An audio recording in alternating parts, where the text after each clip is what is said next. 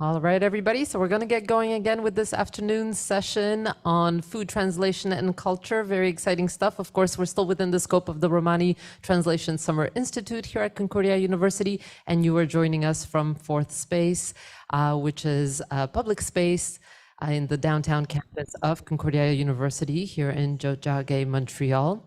So once again, I'll remind you that we are streaming this session to YouTube from Fourth Space live.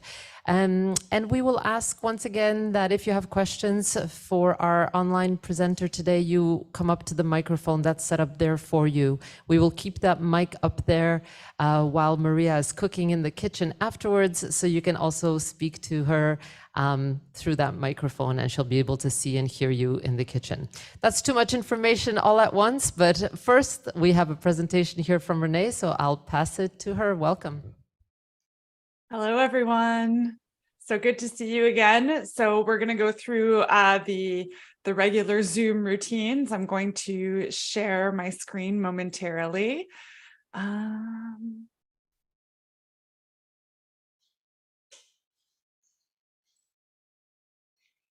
My Zoom seems a little slow today, so apologies for that. Okay. So you should be able to see, whoops, jumping ahead of myself here. You should be able to see a multicolored slide. I hope everybody can see. If you can just give me a thumbs up. Looks great. We're good? Okay. So today we'll be talking about translation and food, which is another area of personal and professional interest. So thank you for the invitation and for giving me this opportunity to speak with you today again. Again, we are in a transnational space, an online and digital space, but I do think it is important to recognize the place from which we present. So I am presenting from Winnipeg, which is Treaty 1 territory and located on the traditional territories of the Anishinaabe, Cree, Oji-Cree, Dene, and Dakota peoples, and on the homeland of the Métis Nation. So we'll jump right in. As I mentioned yesterday, I'm happy to take questions, constructive criticism, feedback, whatever you would like to share. Yesterday, we also had some participants share their perspectives and experiences, and I really enjoyed that, so I welcome that as well. I'll be trying to keep an eye on the chat as I go through the presentation, but I'm hoping to address most of the questions and comments during the Q&A. And I thank you for your participation yesterday, because that gave me some inspiration for how to structure today's talk. So I will try to make this a little more we'll say case study based, so more illustrative content rather than we'll say theoretical or transmissionist lecturing. So today's roadmap, there'll be a brief introduction. I promise it'll be briefer than yesterday's. And then we'll have 4 kind of case studies, one that talks about audiovisual translation, food, and translation. The other will be on food translation and translating the cultural other and foreignness. The next one will be on food processing, specifically meat processing, translation, and public health, specifically as it relates to the COVID-19 pandemic in Manitoba and Alberta, the prairie provinces in Canada. And then we'll talk about food translation and Roma communities. I am an outsider, but I have tried to take in some research from various Roma researchers and integrate it into today's presentation so that it aligns with the Summer Institute themes. And then we'll end on some takeaways. So a good quote to start with is, of course, Claude Lévi-Strauss's comment here on there is no society without a language. So we could also say there is no society without translation, nor is there any which does not cook in some manner some of its food. And so we see immediately the intersections between language, translation, and food through this quote. And translation is like cooking a meal, right? Translation begins with an alien text made up of words, ingredients that are strung together through syntax, in turn upheld by grammar. Similarly, a foreign dish, or any dish really, consists of a number of unusual or any ingredients combined in such a way as to create a dish that is acceptable within a diverse culinary culture. Both cook and translator, or chef and translator, if you want to talk about professional cooking, must examine the original recipe or text, find the right ingredients or words, and consider strategies that will make the dish or script appealing to readers or diners. And that is from an introduction to a special issue of the Translator that was on Translation in Food, Food and Translation, edited by Chiaro and Rosato in 2015. So if you're interested in relatively recent research linking translation and food, that special issue really is one of the more seminal works to consult.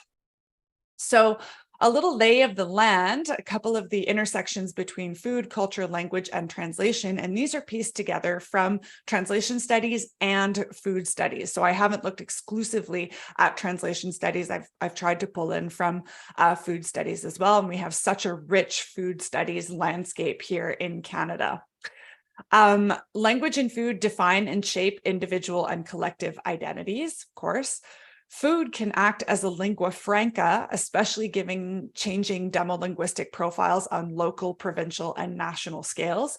If we think of Canada's shifting demolinguistic profile, we note that one of the ways that communities and cultures and peoples come together is through festivals that link culture and food. So we see how food really acts as a lingua franca, a bridge, all these metaphors that we also use in translation. Food policies and nutritional guidance are communicated through, among other codes, language. Translation is thus inherently part of public health and nutritional communication. Now, I won't dive into this too deeply today. In fact, I haven't included it in the presentation, though I have written about this with two colleagues, Natalie Cook and Marc Charon. But one of the nutritional guidance tools that has been translated in a number of iterations here in Canada is Canada's Food Guide. And so there's a rich history of the food guide, nutritional guidance, food identity in Canada, and translation that connects to Canada's Food Guide. So if you're interested in a Canadian example of this, I recommend reading research on that topic. And we're not the only ones that have written about this. There are other food studies researchers that have looked at the history of Canada's Food Guide. So it's a really rich case study. But yeah, too often we forget that food policy and nutritional guidance is shaped by language. And in a country such as Canada, where we have the Official Languages Act, obviously that requires different layers and forms of translation to make sure that those policies and guidelines are communicated to all Canadians. The globalization of food production and distribution, as well as the circulation of various food items and ingredients, right, what we import and export, has increased the need for translation. So this would be things like the translation of labels, product descriptions and documents, localization of food-related and agricultural websites. And this isn't even just, on an international scale. Even here within Canada, the production and distribution that we have from one province to another also requires translation. So products, for example, from BC that might go to Quebec would require product description, adaptation, and translation. So the labeling is not just a matter of, foreignness and international distribution. The rise of culinary tourism and the popularity of food-related social media content, so this kind of connects with some of the material that we discussed, yesterday, intersects with various forms of translation, right? So we have menu translation, but we also have tourists increasingly using their mobile devices that have multilingual features such as live text translation to hover over menus and other food-related texts so that they can understand what is produced in a language that they don't speak or understand. So live text translation is an Apple feature, but this of course intersects with other machine translation widgets and apps that are used by tourists.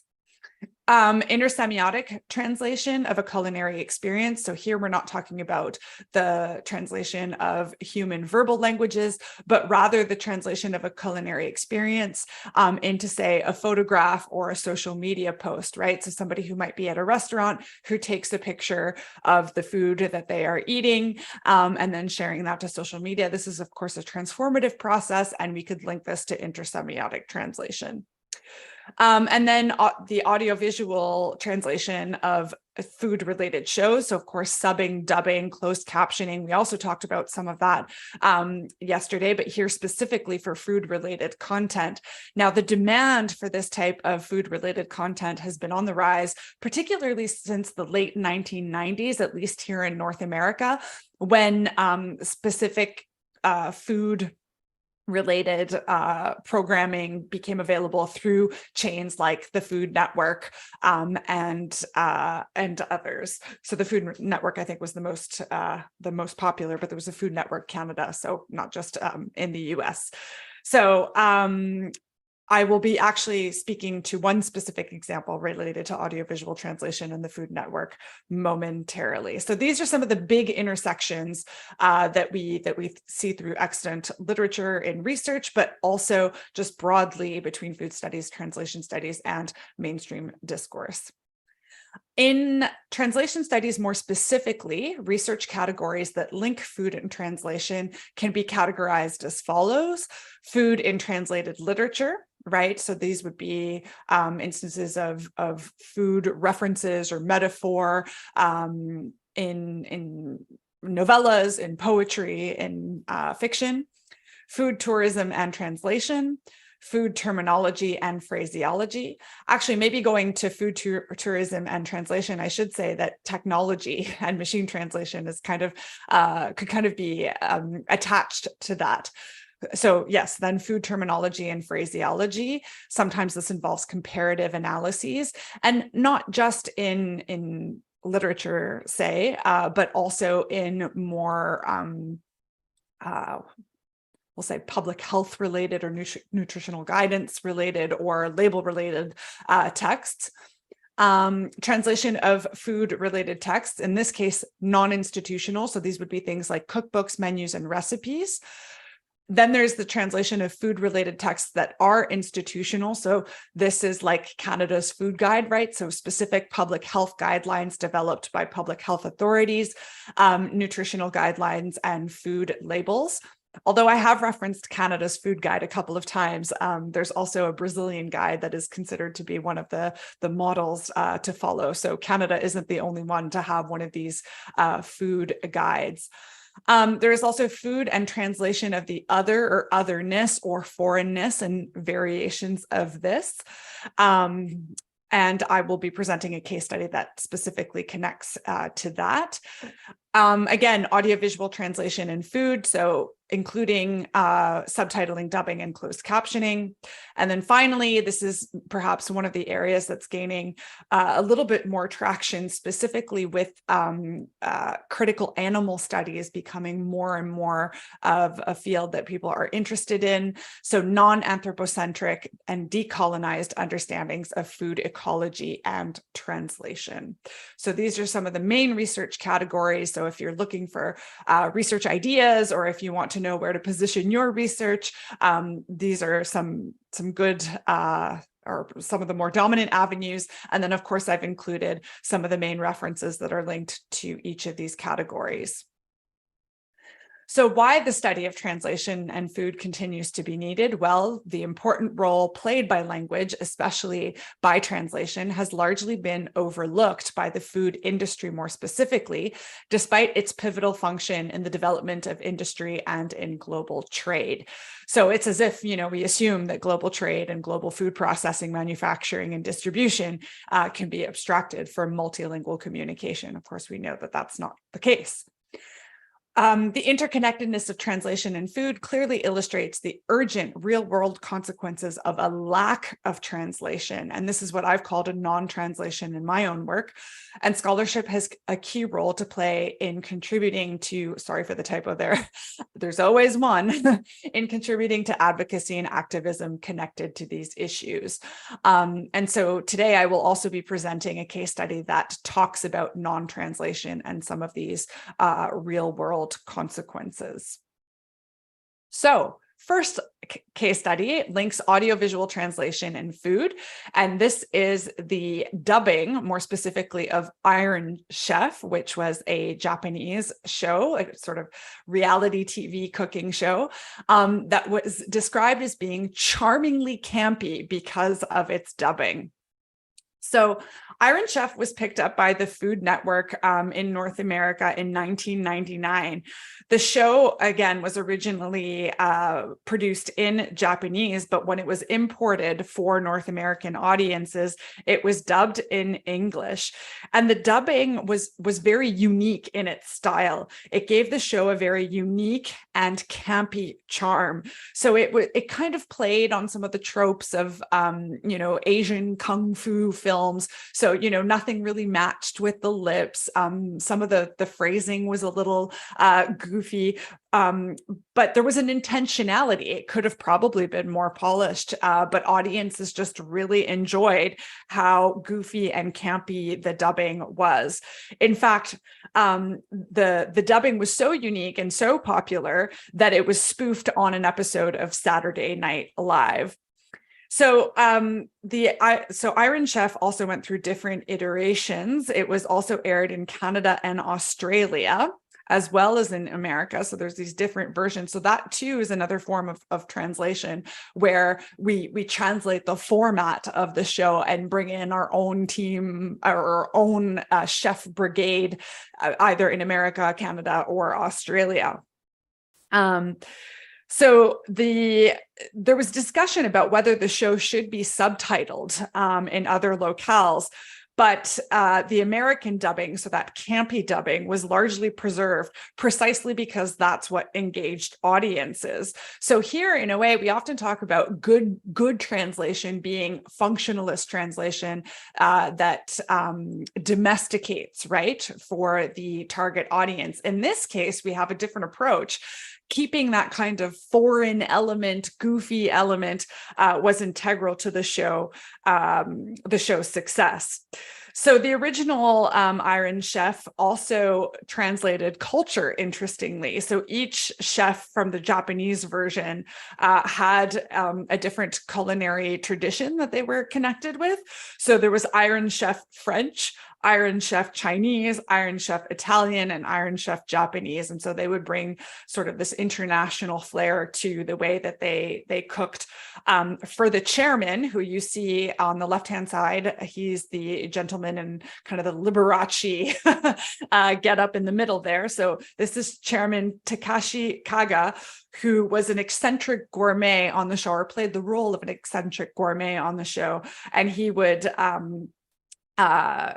vote or evaluate the chef's meals. So he was also part of this, campy aesthetic to the show. So we have a number of different forms of translation involved in Iron Chef. But what's really interesting is that this was a key moment in audiovisual translation and food. So without the dubbing of Iron Chef, without the importing of this show, in the North American Food Network in 1999, we wouldn't have necessarily had some of this international flair in our food programming.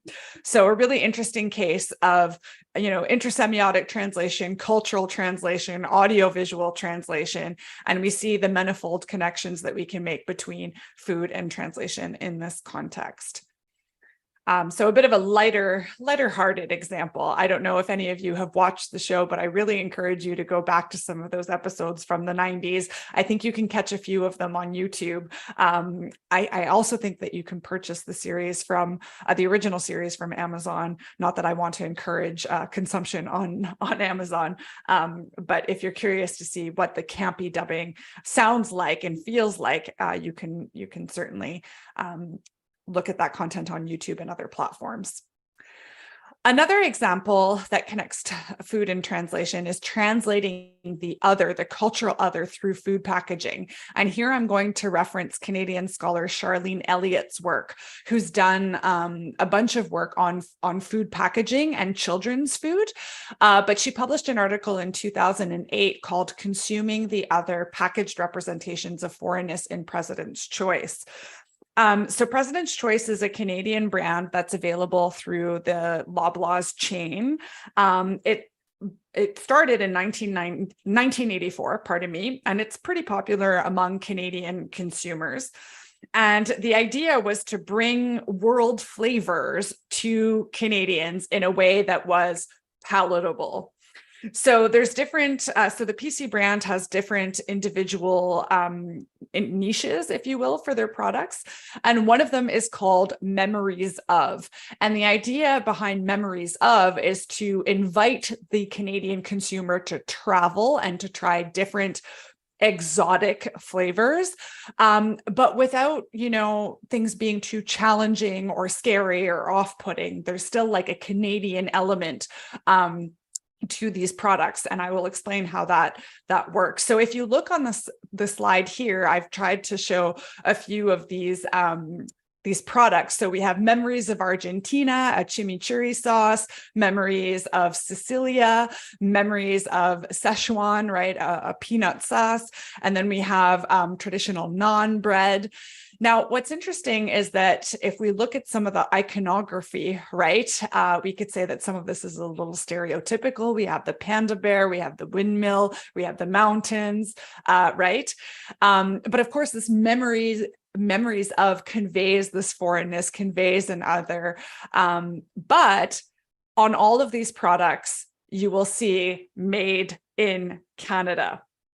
And so even though these might be foreign sounding, or they might, convey a form of sophistication that consumers want, right? Like consumers want to look like they're world savvy, that they try different flavors, that they're aware of what is du goût and du jour, yet Made in Canada reassures the consumer that what they are eating is safe, Canadian made, right? And so it's not too foreign. So this is essentially the other being translated through food packaging, but with more of a functionalist approach where we have a bit of domestication going on. What's interesting is that President's Choice also plays the role of arbiter, determining what is foreign and what is Canadian and to what extent. So quite an interesting case here.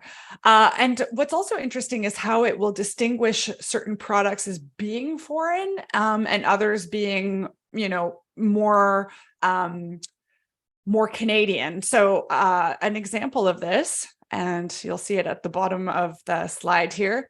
So cabbage rolls. We know that cabbage rolls come from different cultures. I mean, they're the idea of stuffing a fig leaf or a cabbage leaf with meat and rice is not unique to one singular peoples. However, one could consider that it is a foreign and imported food. And yet, if we look at the packaging of these cabbage rolls, there's nothing saying Memories Of insert culture here. So President's Choice has determined that cabbage rolls are a particularly safe item that doesn't need to be flagged as foreign or different. And so I find that interesting, and I'd be curious to hear your thoughts on this. What is determined to be worthy, if you will, of Memories Of, and what is, like club pack Canadian generic. So interesting to see how these products are categorized within the PC line, and how PC translates food otherness and food identity. And now moving into another case study. So this is meat processing, public health and corporate messaging, and the COVID-19 pandemic. So this is some of my recent work. Thank you for indulging me. I'll talk about a recent case study that I examined where we had a lack of translation. So earlier I was talking about non-translation and some of the real world consequences that this can have, particularly as it relates to the food industry. So this is what this case study will speak to. So in Canada, one of the initial, largest outbreaks of COVID-19 took place in April 2020 at the Cargill High River plant, meat processing plant in Alberta.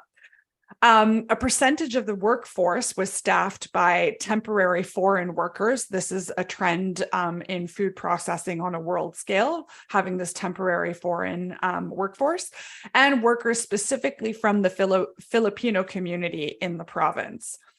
It was revealed that language barriers, notably a lack of translation, contributed to the challenges that led to 921 cases at the plant.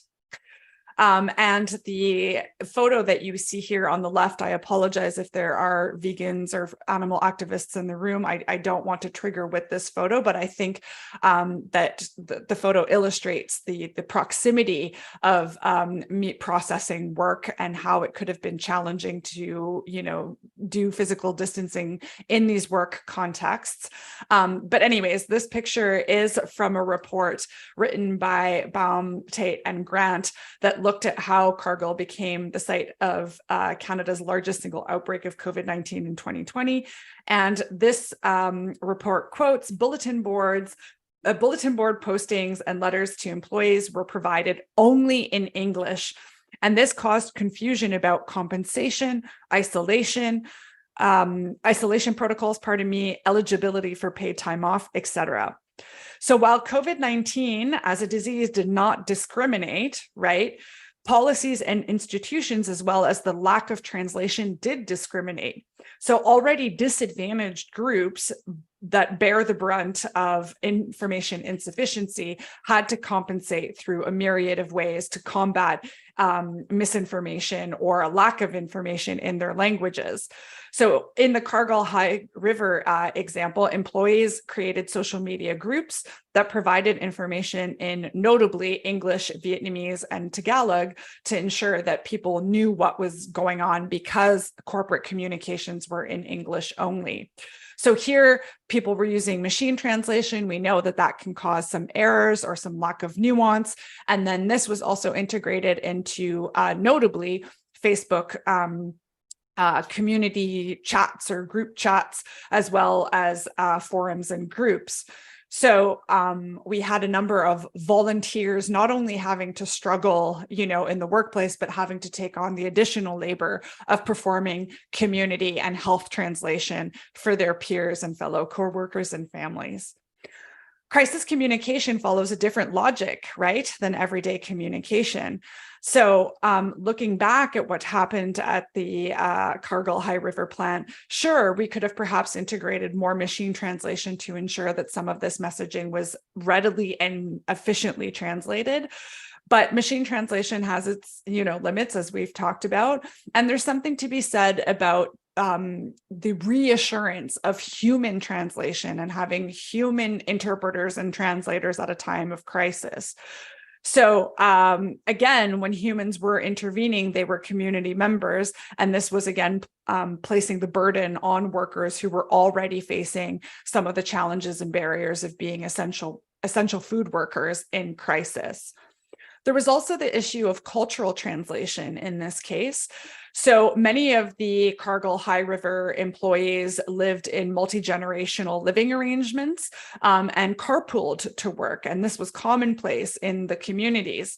Now, public health orders and recommendations assumed that accommodations could easily be made, right? That somehow we could break apart multi-generational living arrangements, or that carpooling could be remedied through, single person cars.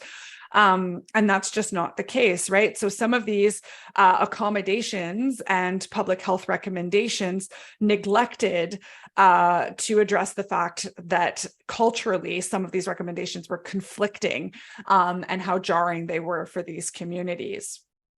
Now, it is important to look at, how the pandemic affected some of these essential workers and these specific groups of foreign temporary workers, Filipino workers, etc., Vietnamese workers as well.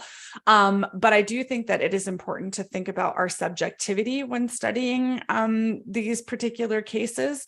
So, of course, in some of these Facebook groups, people talked about the loss of loved ones. So there was pain and loss.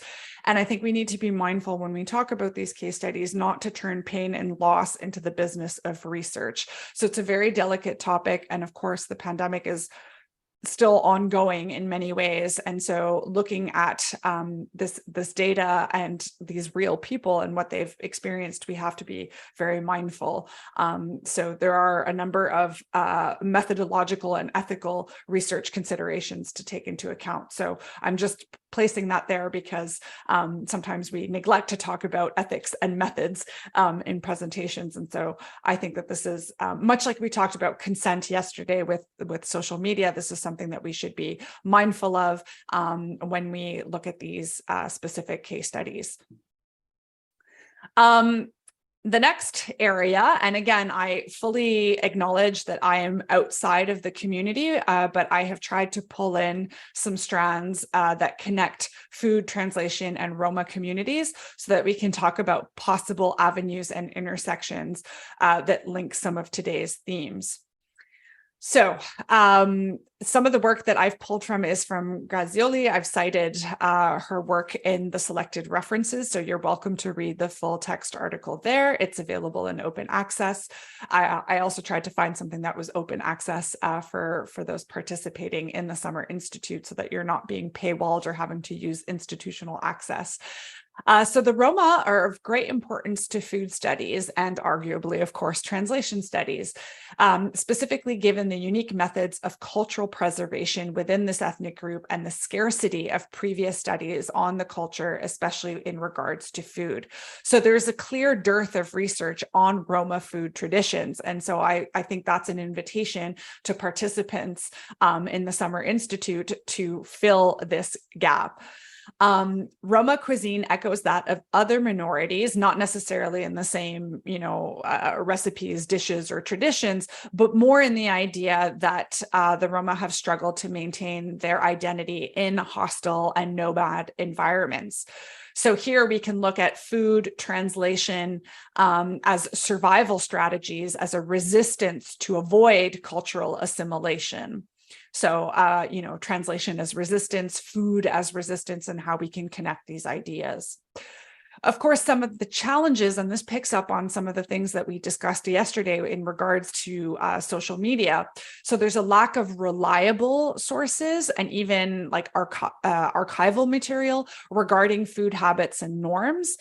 And so this would intersect with some translation challenges. What do we do when we have a uniquely oral tradition where we don't necessarily have a technical literature that is available in print or in written format? So I'll talk about maybe some of the ways that we can circumvent this, but certainly that presents a research challenge. We know that food maintains group unity, so this could be something that we examine. An area that I think would be very compelling is food nomadism, right? And so this idea of food traveling, but in a very specific way and in a specific context, and the role of translation in this type of nomadism and tradition. Food is also a way to obtain validation of cultural heritage, right? So when a peoples can be connected to a cuisine or a culinary tradition, this serves to cement the idea of cultural heritage. So I was talking about, festivals earlier and how food can act as a lingua franca. So, when we have these festivals and we see, oh, look, there's a food tent for these peoples, and then we say, oh, that's a validation of culture. So establishing establishing this could be a way of further cementing cultural heritage, which intersects, I think, with an audience comment yesterday about creating foundations. And then again, making another connection with yesterday's talk, perhaps what would be interesting would be to leverage social media, specifically short form video and podcasting, which are oral forms of social media, to share and translate Roma food traditions, recipes, etc. I think that would be a really cool way of translating the uniqueness of Roma traditions, culinary traditions, in a way that doesn't necessarily require this written technical literature that might not be available. So those are some of the research avenues or ideas that I've pulled from the limited research that I was able to access in this area. But I'm happy to hear about any other ideas that this might prompt with the audience. So coming up on time, Debbie told me to be mindful of time today because there's somebody coming right after me and I wanted to have enough time for Q&A and discussion. So some key takeaways: research on food, language, and translation warrants scholarly attention. Similar to yesterday's social media talk, food can sometimes be considered as frivolous or a trendy topic. I've heard it time and time again, oh, food, that's just like, what people do on social media, or culinary tourism, not really important. Fair, people can have that opinion, but as we've seen, food processing, food manufacturing, right, public health guidance, these are very serious topics and far from frivolous or trendy. So we see that the consequences of translation and non-translation in various food-related contexts is something that certainly warrants scholarly and journalistic attention. Food can act as a tangible and perceptible code for communities with oral traditions. So, I mean, here specifically thinking of the Roma, but there are other cultures that also have strong oral traditions and don't necessarily have that written technical culinary literature or archival material. So food is thus a language that can translate and be translated. The dearth of research on Roma food traditions more specifically, and how they relate to translation, this gap could be filled by some of the work and discussion generated by this Summer Institute. That would be my hope. I think it's probably Debbie's hope as well. Food and translation. So we need to look beyond the translation of lexical and terminological units. Like, yes, that is important, but also looking at how translation operates or doesn't in larger food paradigms and systems. So I'd be curious to see if there are other examples. I mean, not that I would be happy to see this data necessarily, but I'd be curious to see whether there are other jurisdictions that similarly had instances of non-translation among essential workers and foreign temporary food workers, and how this affected them. And how to learn from that, right? I mean, it's one thing to talk about how terrible this pain and loss was within these contexts, but also how can we learn from this and develop better translation policy for the future. Hopefully we will not go through another global and unprecedented pandemic, but I do think that we need to learn from crisis so that we can have better crisis communication strategies in the future. And so that's it for today. Again, my contact information is there and the selected references are there. Happy to answer any questions, comments from the audience. I'm going to stop sharing my screen, and I will be sending my slides to Debbie. So if there's anything that you want me to include or that you think would be relevant in the selected references, I'm happy to include that. So thank you for your time, and I look forward to further discussion.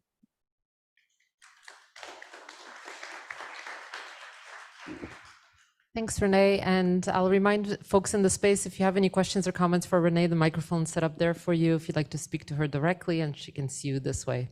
Thanks.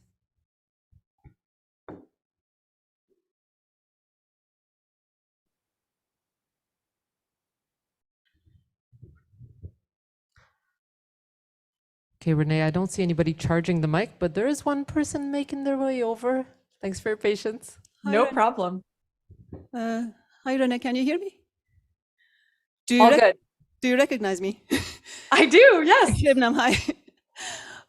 After all those emails during the COVID, I actually comments and questions. You said that hopefully we won't go through another pandemic, but there is one pandemic that is going on, which is not talked about that much, is the avian flu.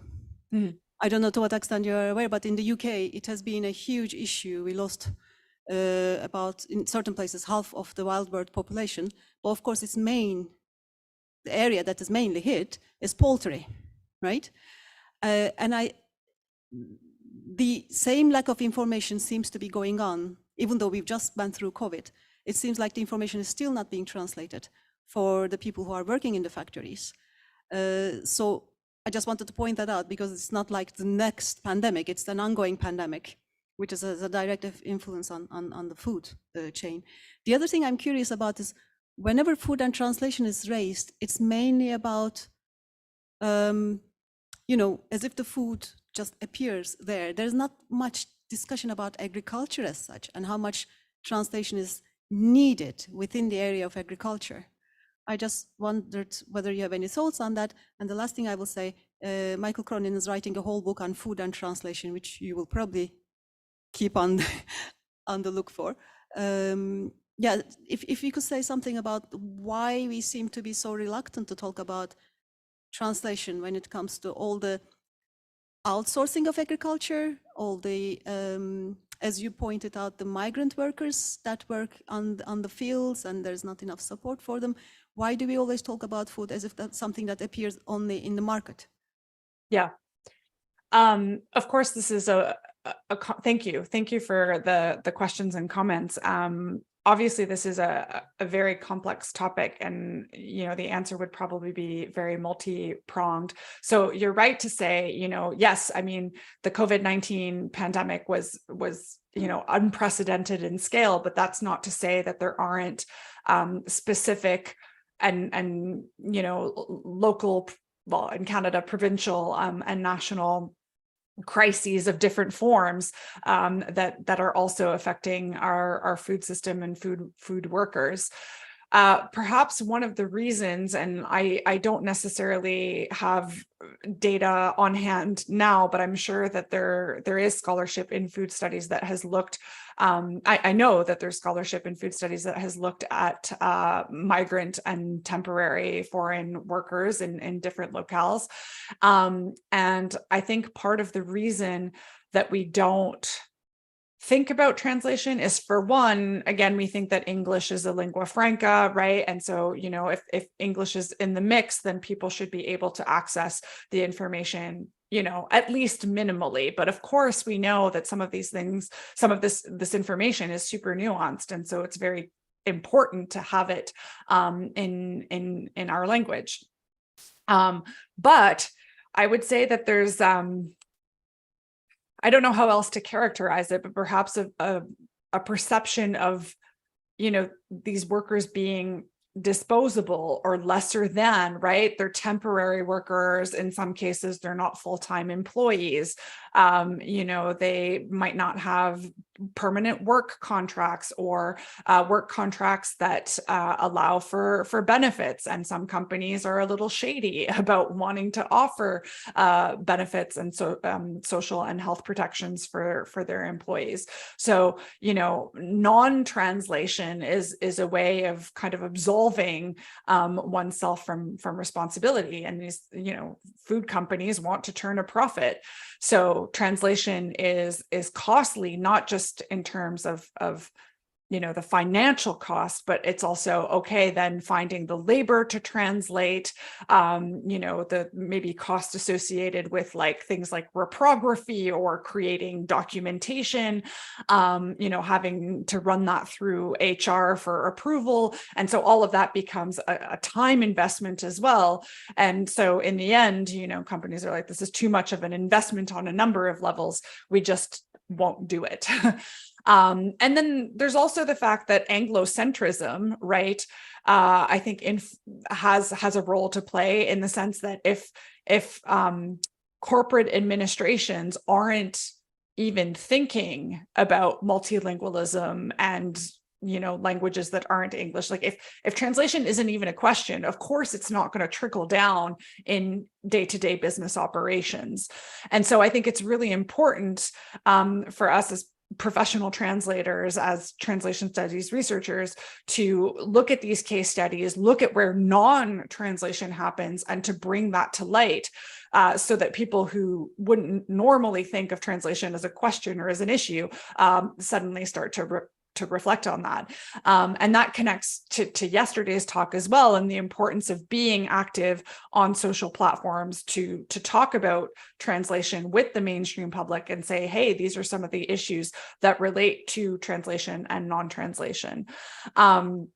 So yeah, I don't think that we need to wait for another large scale crisis, but I do hope that what we have learned from the pandemic and what we know from the COVID-19 pandemic, that can be translated into better policy in the future. And certainly in food processing and agricultural contexts, where precisely that kind of translation policy and activism is so, I say activism, but like it shouldn't even be activism. It should just be, consideration for fellow humans that bring food to our table.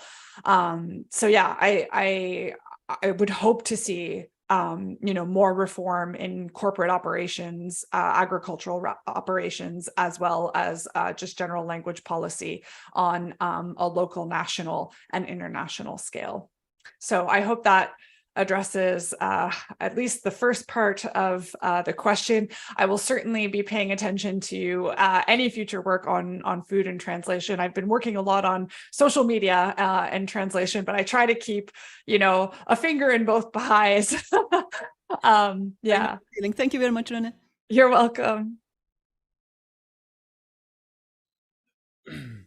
I was waiting all these years to see some Romani chief to appear on 24 channel and to start with his show and to share his experience and to prepare some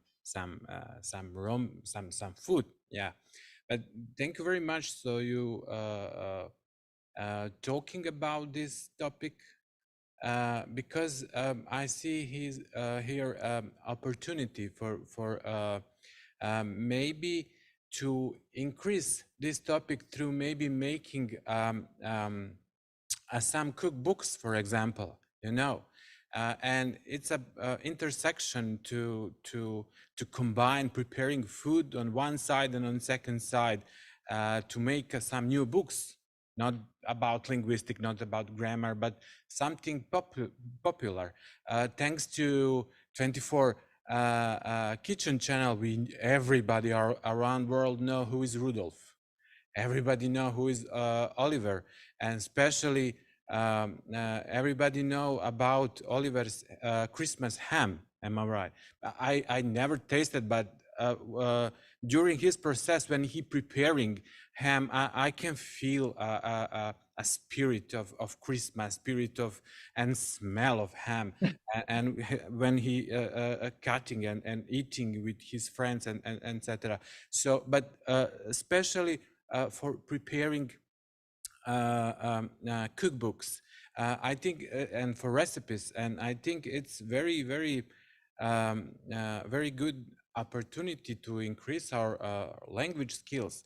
And on the end, food is something, how to say, food is something tangible. We can, yeah, and we can remember taste of, I don't know, some food, and okay, let's go to find some recipes on internet, on some online cookbooks or hard copy, never mind, but food is tangible, and food can put some stamp on our mind.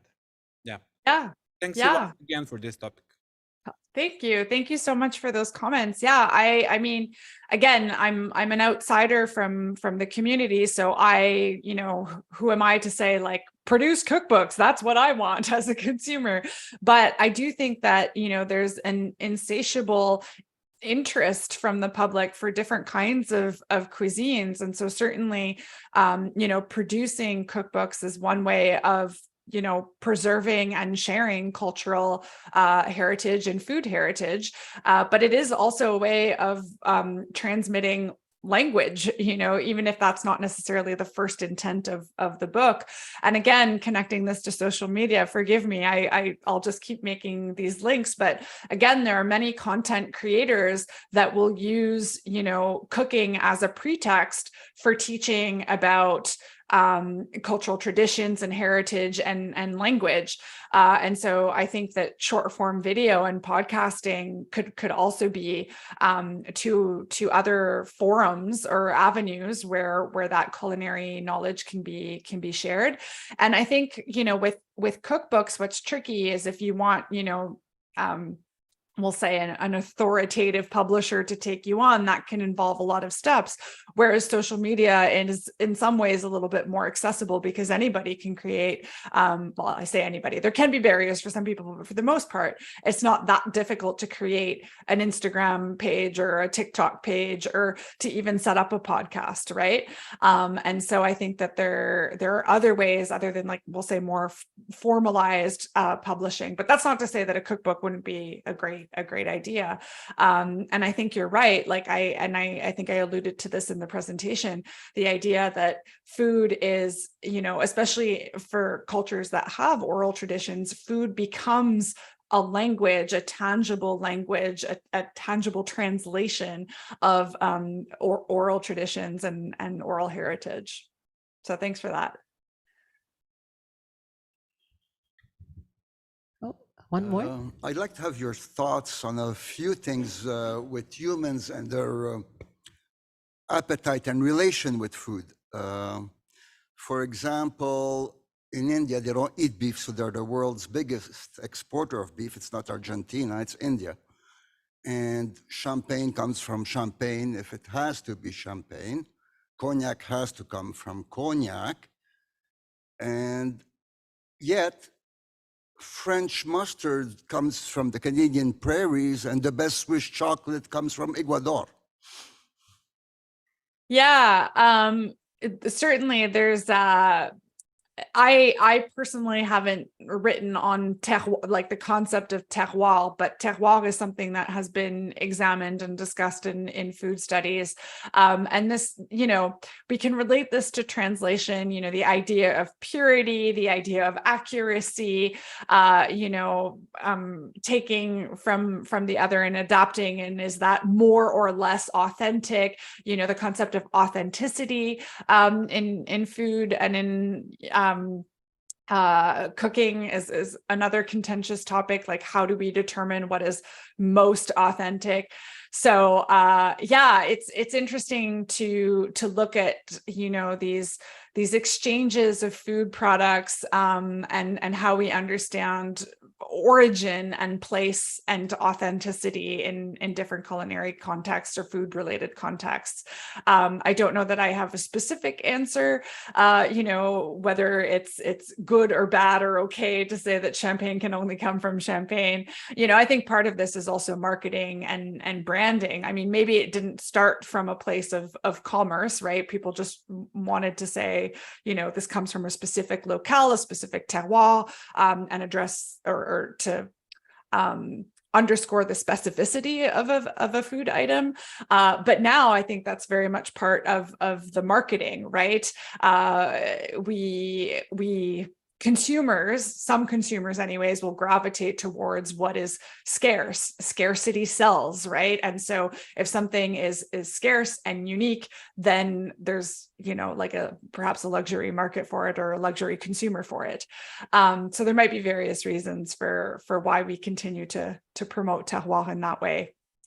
I see myself stepping here, so I start the question. If you could tell us more about the definition of food nomadism, which I was surprised when I saw food nomadism. It's kind of strange, which I never heard.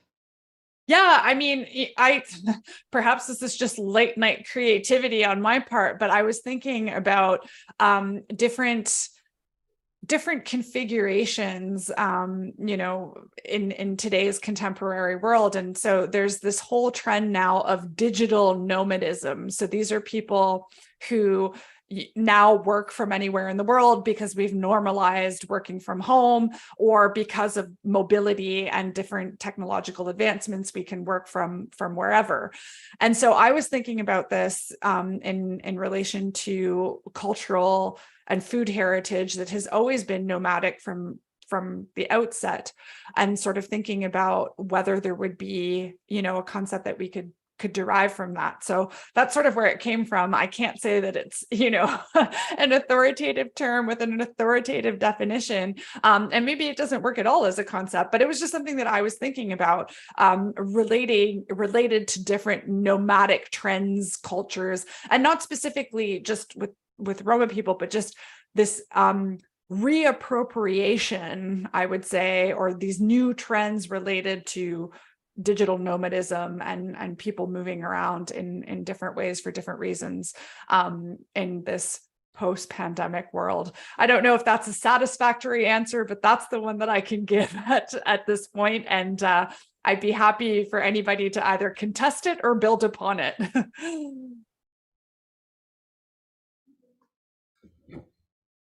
I think we have another question, Renee. Great. Thank you so much for this engagement. It's nice to see and have. I just like to raise the question about this food nomadism, like Victoria did, because I think that you place that in a wrong place, maybe for today's lecture, under the Romani issue, Romani food, or food translation in Romani context. I think that shouldn't be maybe put in that way. Maybe you should ask or search for another terminology in that case. But what is important is to say that if we are thinking about food or translation of food in Romani context, we should always think about the contact culture food, because we are taking from them and they are taking also from us. But if you think also in Romani context, we should think about economical situation or economical social situation, because our food is produced mostly traditional food according to our economical situation, how much money the community has or the family has. In that way, our food is created and given in a family. There are different kinds of, different kind of soups, which is very important, and all the self-made bread, and a lot of meat, vegetables, and like the other do. I could compare Romani food in a territory of ex-Yugoslavia, but as far as I traveled, this is the same food actually that we are preparing. Just is the question that we make our own cookbook, but we have a lot of them translated into Romani and into a majority language, but I don't think that everybody has approach to them. This is our destiny, that we don't have distribution. We don't have this distribution even for the other publications that we are doing. Maybe we should think about Romani food translation in a context of the common cultural food translation. Mm-hmm. Thank you. I certainly, I didn't want to upset or use a term that might be problematic when I talked about food nomadism. So I'm sorry if that had any connotations that were perhaps inappropriate. That certainly wasn't my intention. I hope that I've somewhat explained where the thought came from, and I welcome, like if there's a more appropriate term or a more appropriate way of thinking about food in this context, like absolutely, we can rethink the terminology. I'm completely open to that. In terms of the other points, yes, there are norms within different communities that determine, you know, what can be cooked and how, and certainly that's very important to consider. And as well, socioeconomic factors, absolutely. Food is not produced in a vacuum. Food is not cooked in a vacuum, and so the socioeconomic context is intrinsically tied to food. So absolutely. In terms of cookbook production, I can imagine that there might be barriers, and maybe there are extant there is extant material that just simply hasn't been distributed or widely translated. And so hopefully this institute and activities of this nature will serve as a call for interest and to get those texts to wider audiences if that's what is wanted.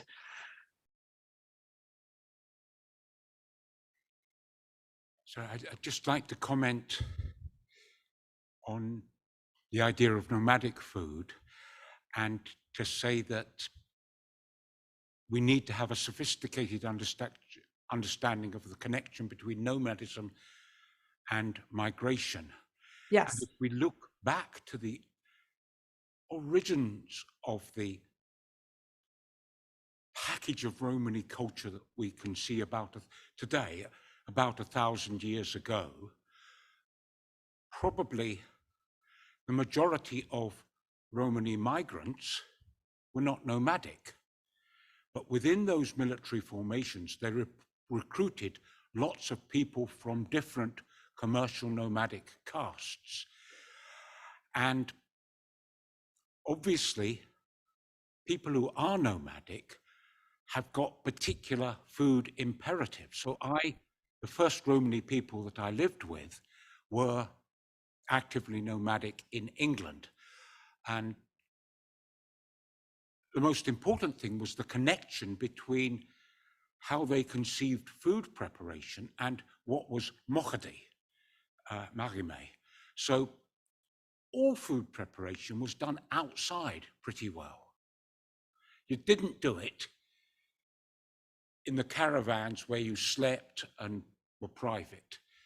You created clean places which hadn't been used for other things. You built your fires, you had the cooking pots and so forth. You had plates which you washed outside. The absolute separation of bowls used to wash foods from any other washing purposes, they would be smashed if they used for anything else. So, and the way the cleanliness codes were explained to me, I mean, I grow because I'm a man and they were men talking to me, but they didn't refer to anything about the relationship between different genders. Just, you must make sure that what you eat is clean. So there's various things, and the second thing I would say is there are actually on the internet lots of videos and so forth of Roma presenting their cooking and imagining themselves as chefs. I never had a close male Romani friend who wasn't a good cook. Being able to cook for yourself, even if you leave the washing up for your wife, because you wouldn't, but being able to cook for yourself is kind of important to being able to take care of yourself, particularly if men go away by themselves. And on those videos, you see the outside fire pits, even amongst sedentary people like all the Vlachrom that have come to England and so forth. And then you've got the fire pits in the back garden.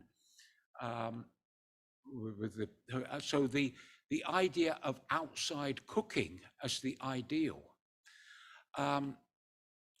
So it's still the case, I think, that the mass migration of Roma that we've seen since 1989 has been enormously facilitated by those minorities within the Romani people who still have nomadic culture and skills and keep themselves safe by cooking techniques. So I think that you've got to see nomadism not as a cultural thing, it's an economic thing. Nomads are nomads because that form of residence gives them an economic advantage over the sedentary person. If you're a carpet dealer who can go to the house, you're going to be able to supply good carpets better than the carpet warehouses. And you need that. So I think we need to consider the dynamic between nomadism and the sedentary majority in the Romani population. And there's a whole lot, but thank you for your talk. And I just want to, as I say, we mustn't be loose about the way we use the word nomadic. I mean, the Queen of England is, well, God bless her, the King of England is nomadic. He moves to his different campsites throughout England because a king has to show himself in different parts of the kingdom. Economy makes kings and queens nomadic, just as economy makes Romani-Charles and Cergashi nomadic. And that same rationality comes through to a food preparation which serves that purpose, but which can give lessons to sedentary people, including sedentary Roma. Thank you so much. That was, I mean, yes, I think that I mean, not that the comment needs my validation, but I think you're absolutely right in pointing out that it is important to define, you know, nomadism, vis-a-vis migration, integrating socioeconomic elements as well. So like I said, I certainly didn't mean to use the term or to propose the term in a way that was meant to be disrespectful or not fully fleshed out. And I apologize that I did, but I do think that leads us to some interesting reflections about how to talk about food, nomadism, migration, and some of these socioeconomic factors. So I really appreciate the nuance and the further explanatory material in that response. And that will certainly lead me to reflect more on how I use these terms, but also I think that this points to, perhaps, like I said, I'm an outsider from the community, and so there are elements of Roma food traditions that I'm less familiar with. The article that I do cite from Grazioli does also talk about gender. So you briefly touched upon gender roles. So there might be some interesting material there for participants. But again, this is one article. It's not, you know, the only article and the only authoritative voice. So thank you for that very rich comment. I appreciate it. Thank you, Renee. Hi, Debbie. Wonderful talk, and we'd like to thank you for inspiring us and giving us some new ideas. Thank you. And for the time spent with us these past couple of days. Thanks. Yeah, thank you so much to all of you. I see that there's a question in the chat. I won't maybe be able to get to it, but I'm happy to address it in the chat before I leave. So Okay, I won't leave the participant hanging. Sounds good. And Fourth Space will be signing us off now as well. Okay. Thank you, everyone.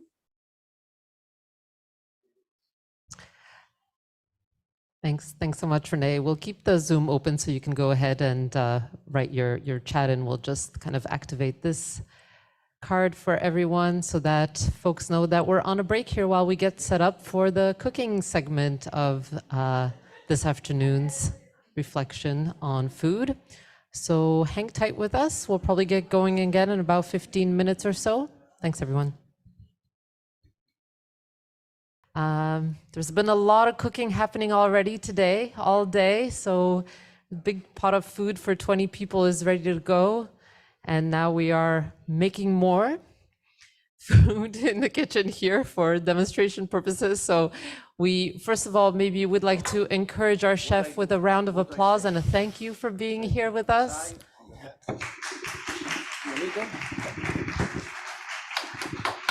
Nice. I know it's a lot. Would you like to turn on your microphone, Maria, to see if we can hear you well?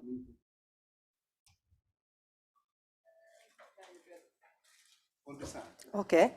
Perfect. Okay, and folks, over in the space here, we're moving the microphone and camera to that side. So if you have any questions or comments, you're more than welcome to go up there and speak to Maria directly. Otherwise, enjoy the show. Thank you. Can I start? Tavim Baktale Romale. Welcome to the food workshop. First, meet my wonderful assistant. Cosimo, please. Thank you for your words. Thank you. Thank you. Nais, invitazione, but Bach. Okay. And thanks to Danielle for the help. And first, we start the cut off the greens and the meat. And then we cook everything in the. Should I say it? Yeah. Mondom szöveget, nem tudom szöveget, felolvasom én ezt az angol szöveget. Which one? Okay. So my name is someone? Okay. Yeah, my name is Maria, and I grew up in a Kelderas family. My family is very traditional. What do I mean by traditional? I grew up in a Romani culture and with the language and in the Pátyív. I was 15 when I got married, and my family role was to support my husband and my children. Therefore, I didn't finish my business high school when I was younger. Can you translate it in the Romani? Just carry on, just Okay. I have 3 adult sons and a 10 years old daughter, and I also have 2 grandchildren. I was born and bred in Pécs, Hungary, when I founded the first traditional Roma women's group 22 years ago. It was called Arany. Debbie came to visit Roma women in Pécs many years ago, and she kept my business card. Yeah, okay. I live in the UK, and I brought up my children in the UK. I am 42 years old, and I have just started my university at London Metropolitan University. I study health and social care.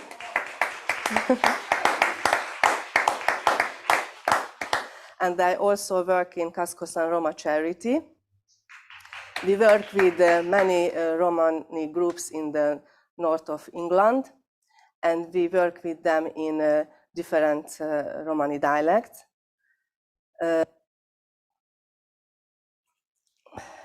After years of hard work, I managed to organize the traditional Romani women's group, Manchester. They are similar to me, but they are originally from Romanian, and they speak Ursari dialect, which is different from my own dialect, which is Kelderas. And we also work with the European gypsies, Slovak and Czech Roma women and children. We use with them Ursari Romani. And I also founded a Roma women's group in Bolton with Hungarian Roma women. And many in Hungary lost the Romani language, but we teach them to speak Romani. And I also run food workshops and presentations in schools, both of Roma and Roma children. The content is very new for everyone. We teach them Romani culture and Romani Pátyív. The content is very new for everyone. And now we can start the... Okay, so while you do the cooking, I'm going to play some videos. Is that Okay? okay? Yeah. Oh, okay. You can start and you can give instructions. So thank you very much, Maria, for that introduction. So this is some great work. I want to thank Maria and Cosimo. They've been working on preparing 20 portions of Romani beef stew since early morning today, and they cooked 20 portions. They are ready to eat, right, which we will eat later. And you can carry on now and cook another 4 to 5 portions here, right? And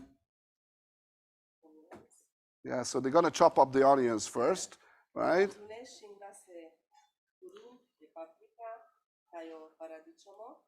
So first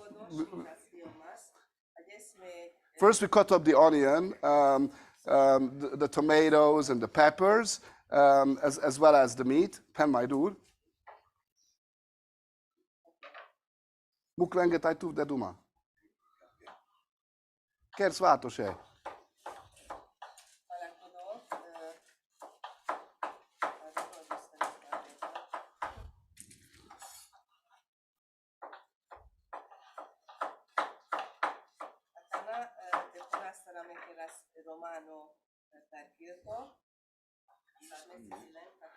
Este a gombot be kell nyomni. Akkor csak a mikrofon. Oké, akkor ne de duma, majd megszik a... Yeah, she's not going to talk now anyway, right? Okay, I'm going to carry on speaking. European gypsies So in the UK who are basically, this is a couple of videos here while they're preparing the ingredients, guys. There we go.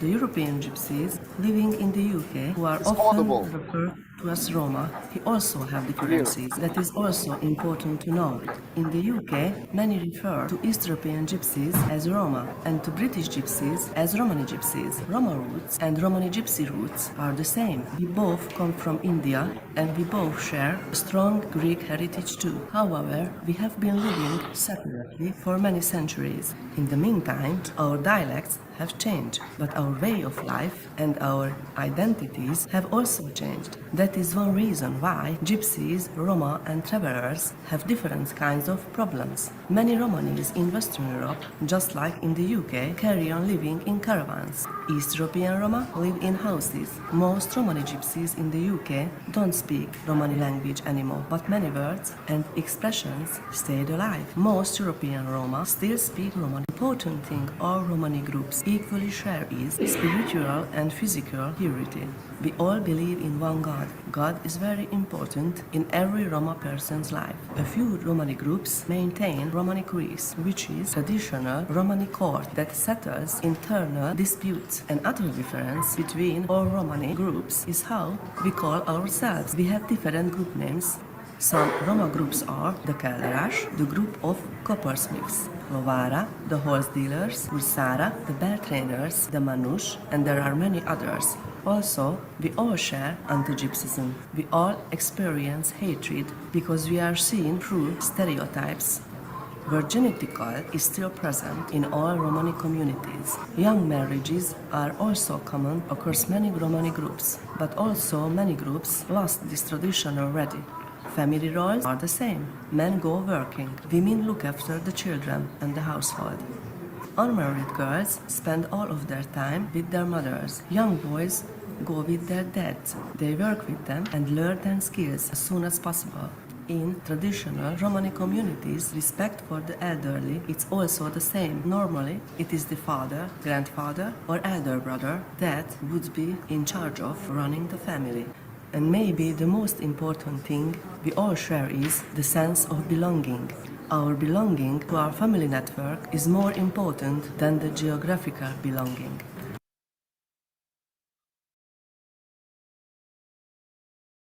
The European gypsies. And now there's another video we're going to play while the cooking is ongoing, and you can watch the cooking process on the other side of the screen.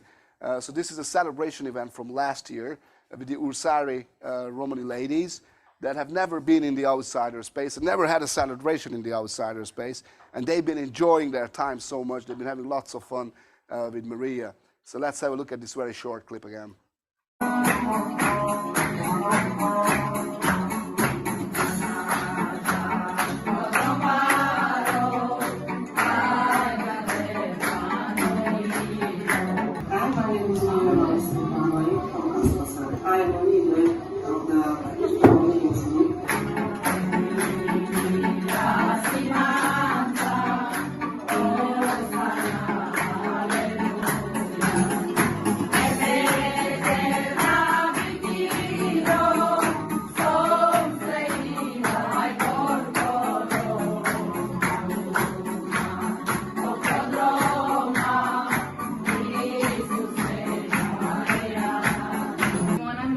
I'm 17 and I translate for the women here. It's a pleasure and an honor to do this, honestly. It's really fun.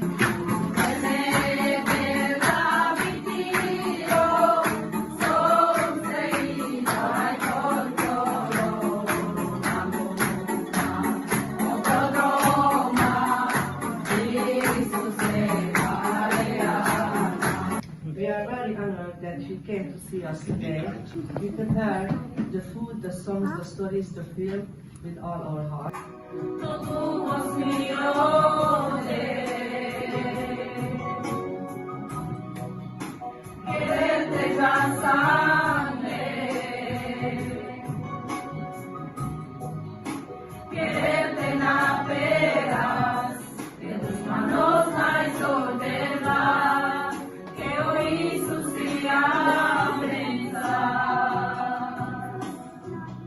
We work in partnership with Oldham Coliseum and the University of Salford. The Roma Connections project started in September last year. We working with 15 traditional Roma women in Oldham. Women love the space here. Apart from the sessions, these Roma ladies don't go anywhere, only to the Roma church in Oldham. Here at the Colosseum, we do many exciting activities with the women. We also take them to places they have never seen before, for example, the library, visiting the Gypsy Caravan, visiting the garden project.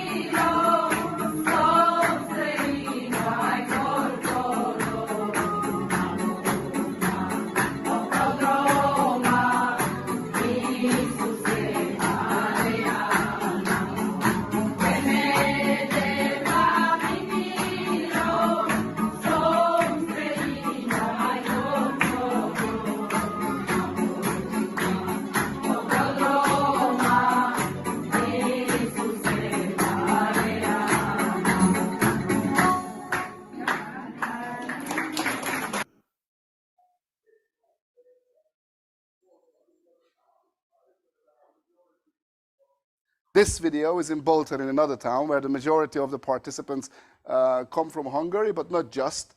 And Maria also made a mention of this club here. She's been filming the ladies and the children. She's getting much deeper access to stuff, so she achieved. I'm always forwarding the TikTok stuff and that to members of the club, and they're just really, really impressed.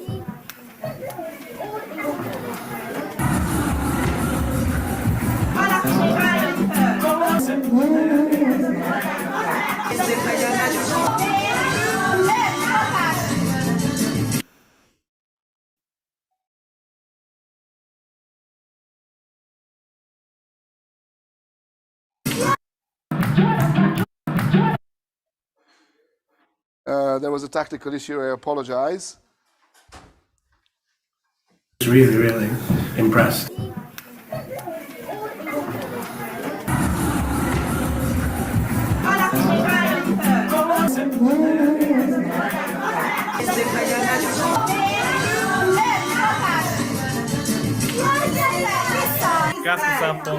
Olga. It's Sunday, it's Kaskasan. What's your name? And how old are you, Ariana? I love you. 2, 3, 4. We look here, everybody.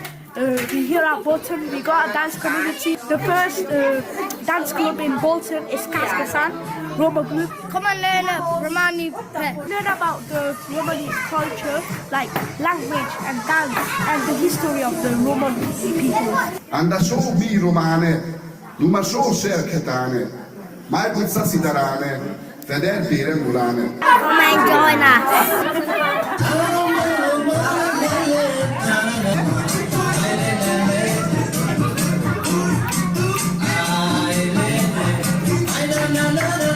Join us, don't be shy. I've been killing Romani.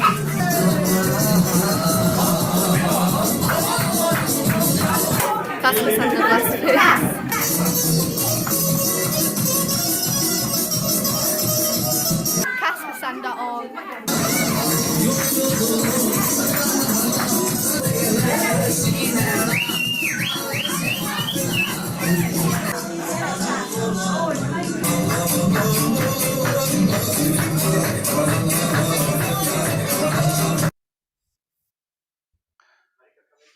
And the next video is in Bradford. Yeah, I'm audible. So the next video is in Bradford from May 16, the Roma Resistance Day. Maria and I wrote a drama, and we perform it with Roma families from Slovakia, Czech Republic, and Hungary in the city of Bradford. This is at Kala Sangam Theatre. And after the performance, some of the members of the community ran into the stage, and they decided to take it over.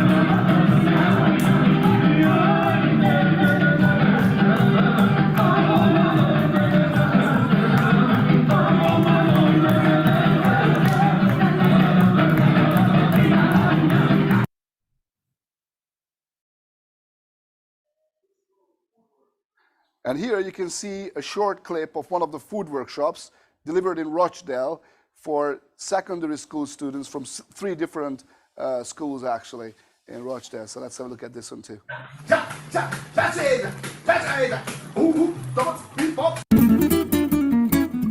I'll show you. First, this side.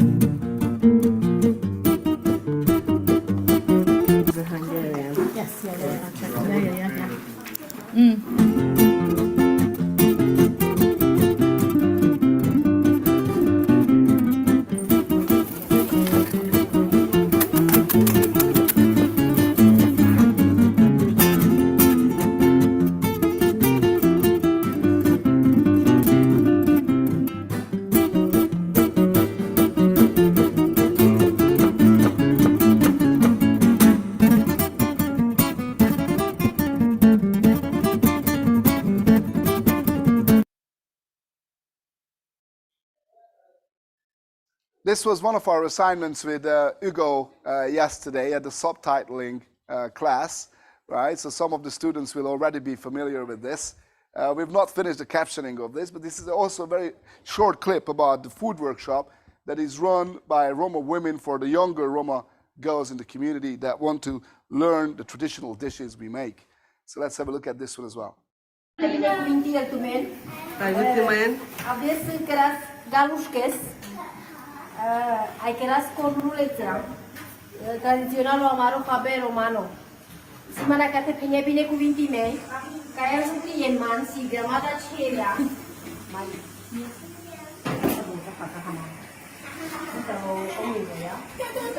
Ai camaste sigastu menge so ranaste căras samet. Camate sigava care cerin te căren habe.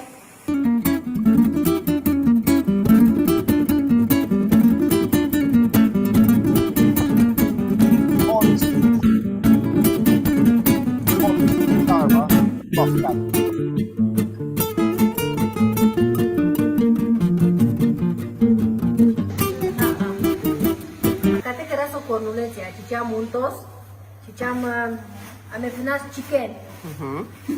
Vi ame penas chicken. Cicea vare, cicea iaurtos, de mani esența. Ceas esența de rom, o lun de man. Ceas lilon, taules gustos.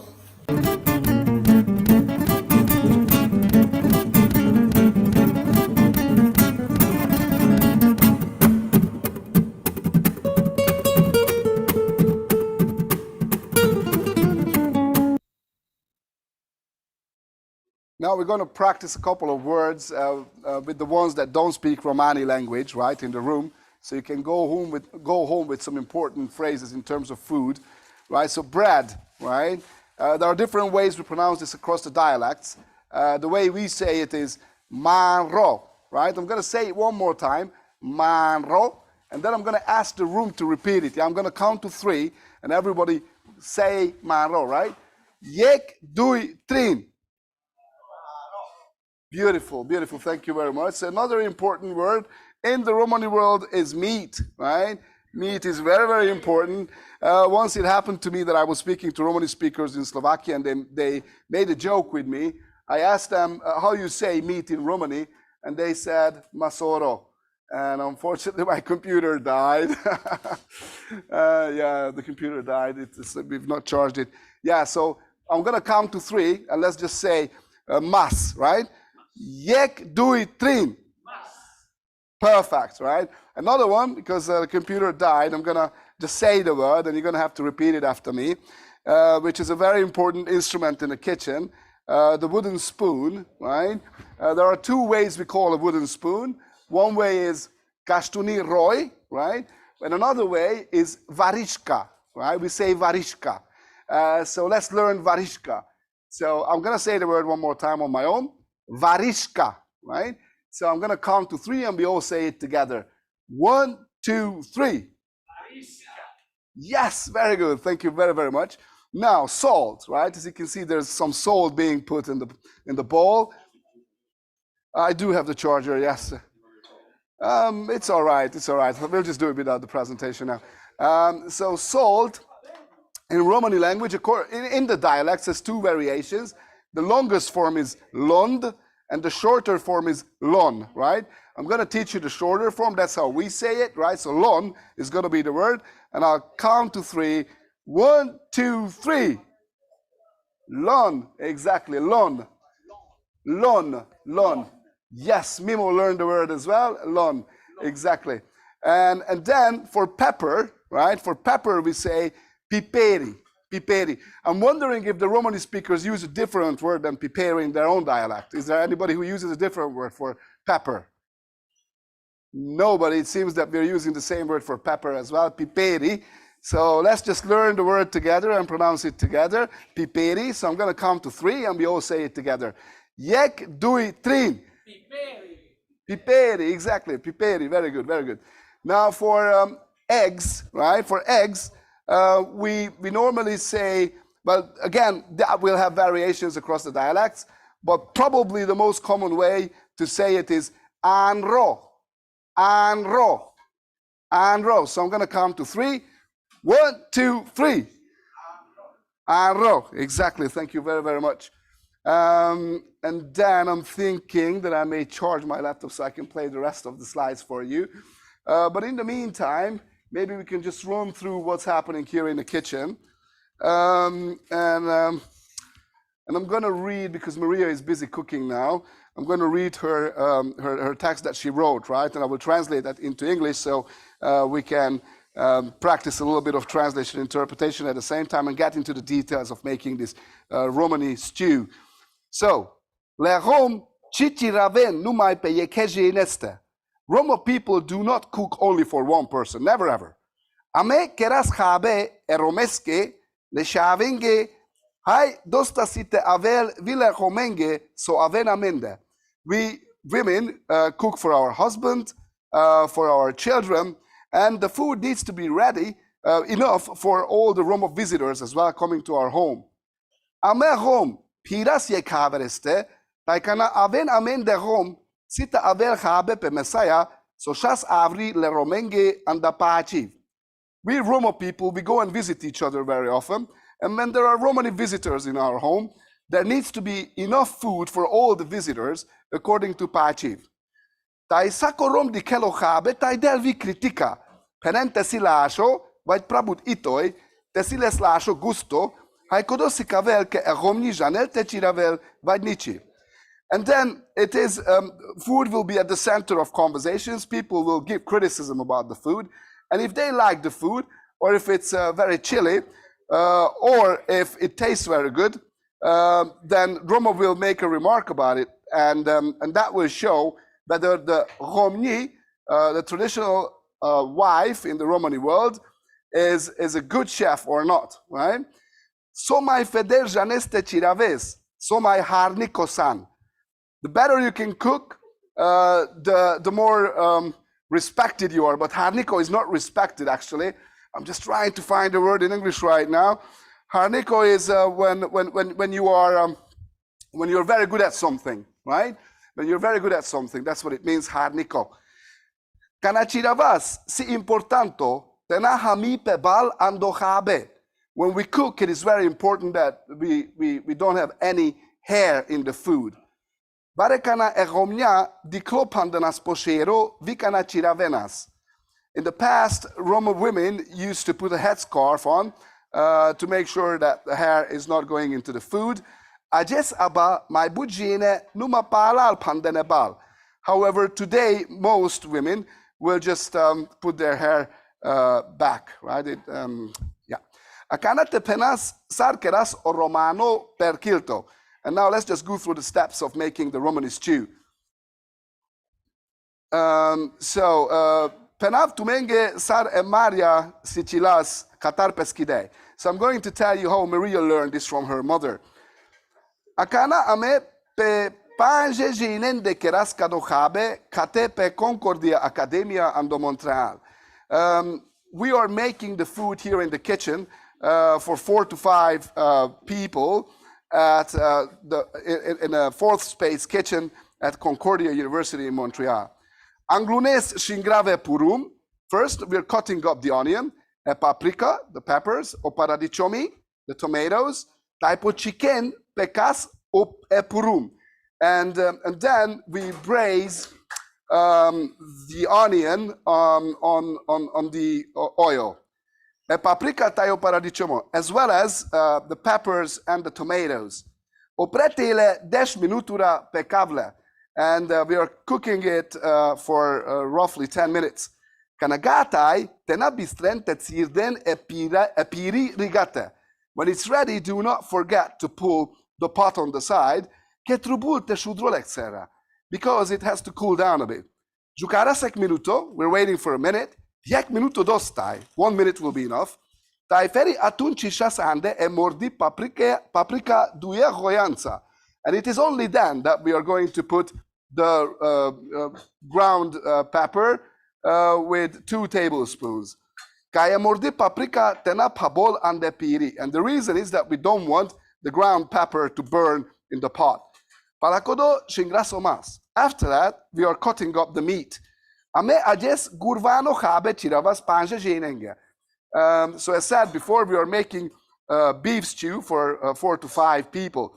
Panje manushenge dostai 1 kilomas. So if you want to cook it for 5 people, 1 kilogram of meat should be enough. Shingraso guruvano mas pe hurde kotora. So we take the beef and we cut it into small pieces. Kanagata sam, when we are ready, atunchi shaso mas ande piri. Then we put the meat in the pot. Ai palakodo sirdas e piri palpale pobov. And after that, we are putting the pot back on the stove. So let's just learn 2 words here, yeah? Bove for the stove, right? Bove or gas cooker, yeah? Bove, 1, 2, 3. Bove, thank you very much. And the other word for pot is piri, piri. So 1, 2, 3. Thank you very much. And then we carry on. Shoras pai ande piri, ayo pai trubulte sharavelo mas. So we are pouring some water in the pot, and it needs to cover, the water needs to cover the meat, right? Palakodo shuvasande, and then we're adding additional stuff to it. Piperi duyetsi negoyanza. Pepper with 2 teaspoons. Lon duyetsi negoyanza. Also salt with 2 teaspoons. Panch pagerde kotorasir. And then 5 cloves of, what do you call that, garlic. Vegeta duyetsi negoyanza. Then in Eastern Europe, we got a special spice called vegeta, which you can buy in Polish shops here in Montreal, for example. Yesterday, not far from where Debbie lives, we managed to find it there. And we put 2 teaspoons of that as well in the pot. Tai trin ito zeleno papriki. And then we also put 3 chili peppers, green peppers in it. Ganashutam sakadala ande piri. So when we got all the ingredients in the pot, atunchi mukasso godi peyag, then we leave everything on the fire. Pedui chasura for 2 hours, te tirol pebov, so it cooks on the stove. Kanachirolo chabe ande piri, trubulte chamisaras o chabe. So when while this is being cooked, we need to mix it and stir it, right, in the pot. Aivite zumav keras, and we need to keep tasting it. Dedikas sotrobui ande inke, te avelles mai lascio gusto. To check what other ingredients or spices we may have to add onto it, so it will have a better taste. My butlon, maybe some more salt. My but vegeta, maybe some more vegeta. My but piperi, maybe some more pepper. I popaluno do paschaso, and in the last half an hour, amehom shorasande villo limol. We also pour some red wine in it. Karingiek dui decilitera. So 100 to 200 milliliters. But the only problem is when you have the husbands around like myself and they drink the wine while the wife is cooking. It almost happened this morning as well. Yeah. But then, there are questions as well.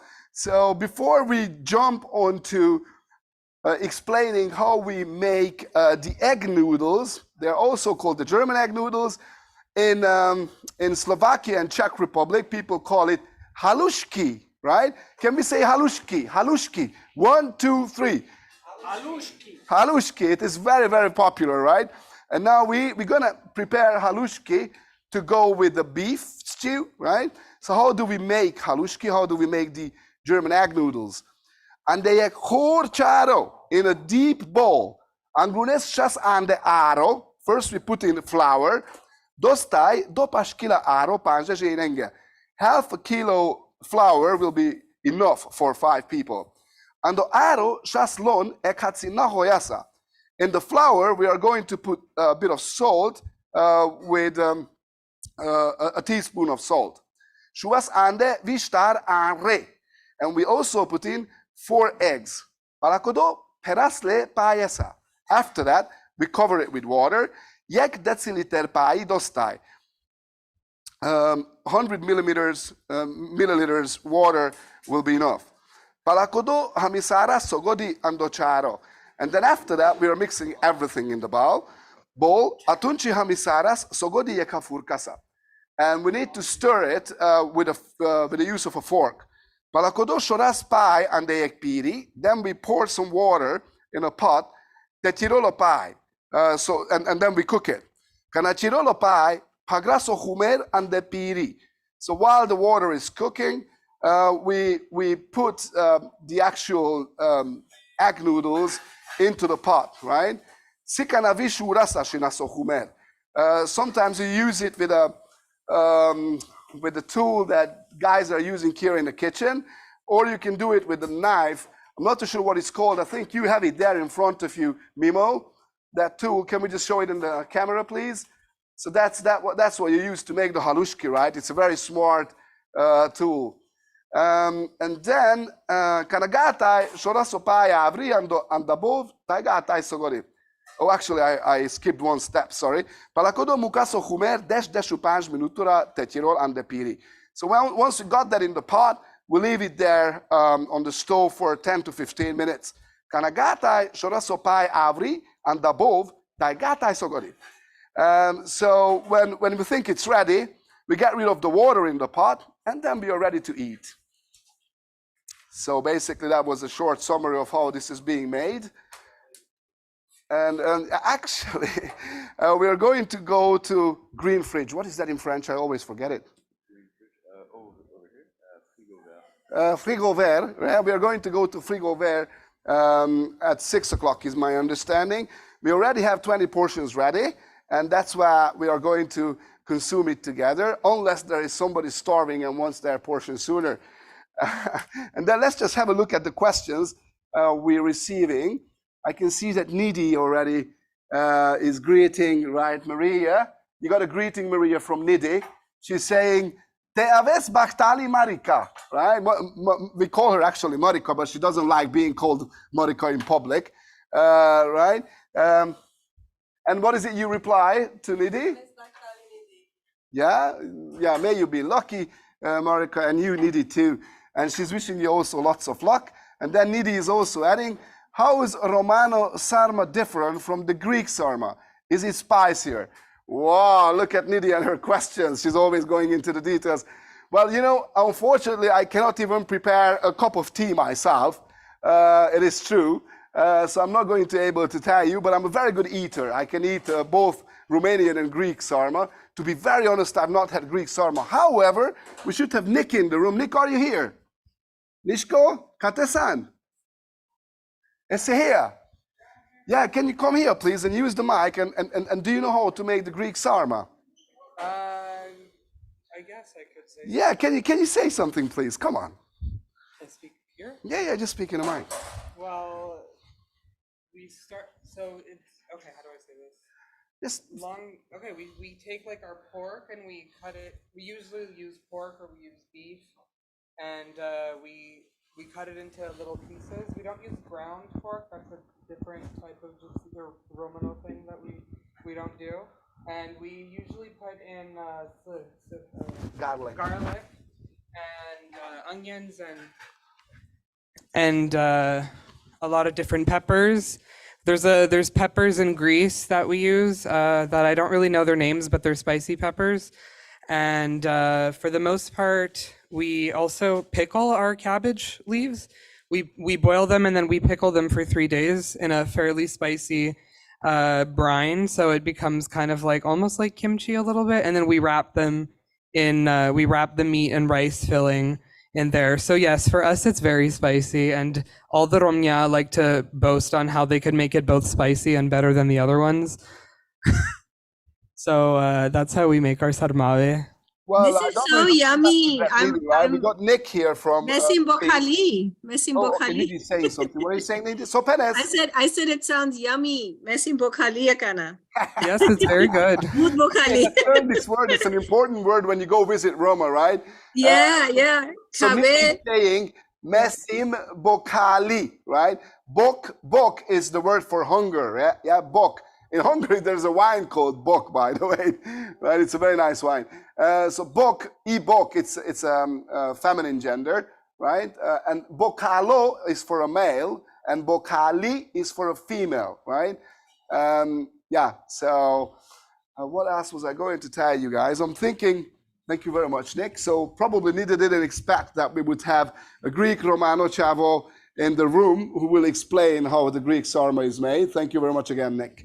Also, over the last 2 weeks since we've been here, many people asked how Maria and I met, right? So I think this is the time to share it with you guys. If you want the long answer, Google Roma love story, right? We had it on NPR in the United States. It was a primetime broadcast years ago on the National Public Radio in the US. And many of my friends rang me very emotionally when they heard our story. So basically, Maria and I, we come from a traditional Romani community ourselves as well, just like many of the Romani speakers here in the room. And we originally, both of us were born and bred in Pécs, right, which is in southwest Hungary.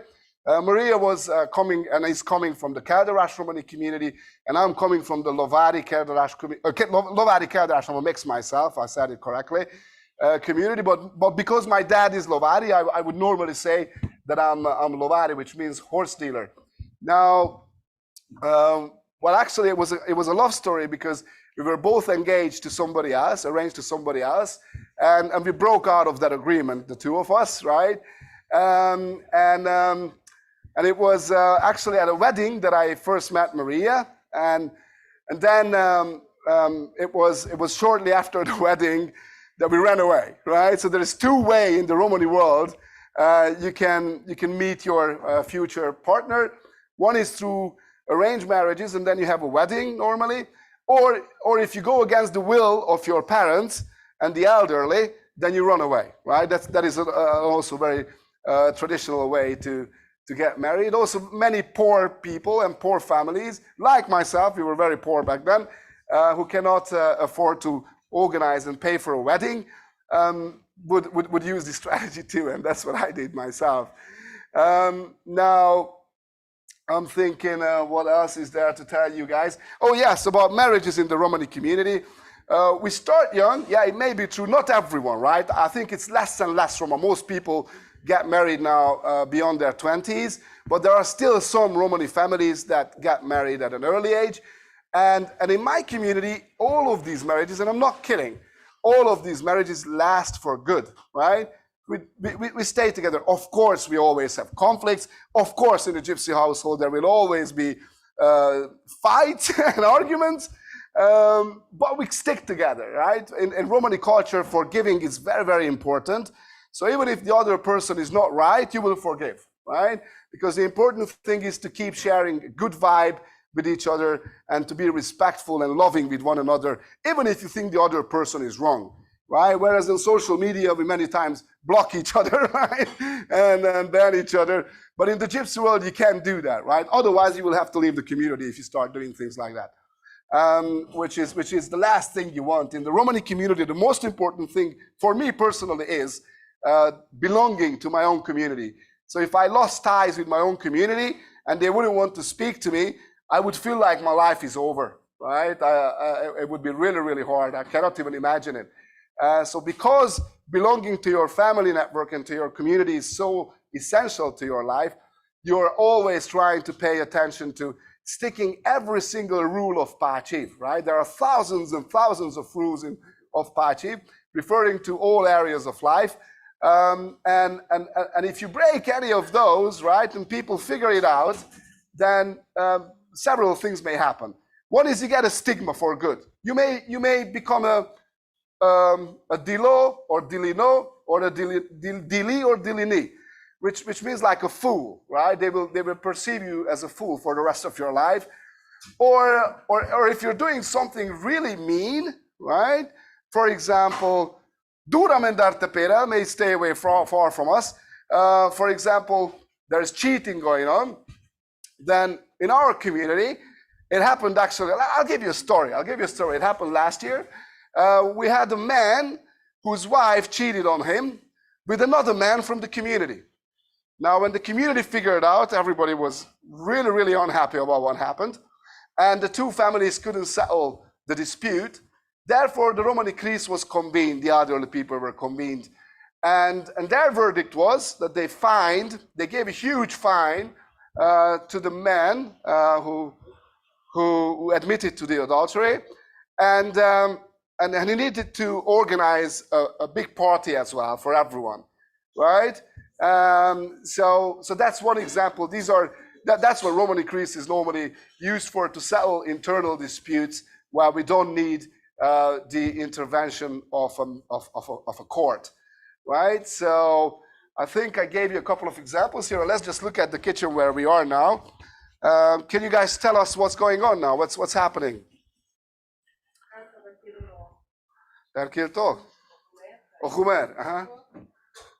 Okay, so basically halushka and the stew are both in the pot. We got everything in the pot. Yes, we got a confirmation from Maestro Mimo as well. Daniel, are you happy with everything so far? Everything is going amazing. The smell of the food is already seeping into my nostrils and making me hungry. So it's salivating. So let us say as well that Daniel comes from Košice, or the Hungarian name for the city is Kostra, which is in southeast Slovakia, right? And Daniel has been in the kitchen for a long time as well himself. When did you get started in the kitchen, Daniel? I started in the kitchen when I was 10 because I started in the kitchen when I was 10 because my great-grandma and my grandmother are both cooks. And I was usually cooking with my grandma since I was a very little child from 6.